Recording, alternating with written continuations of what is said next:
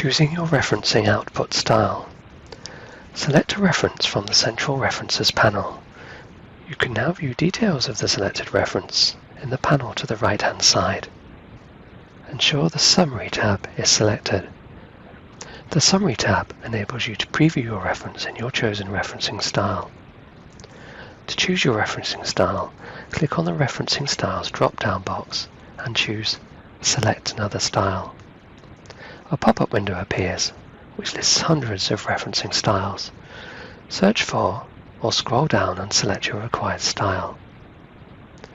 I will select Brooks Harford All Authors.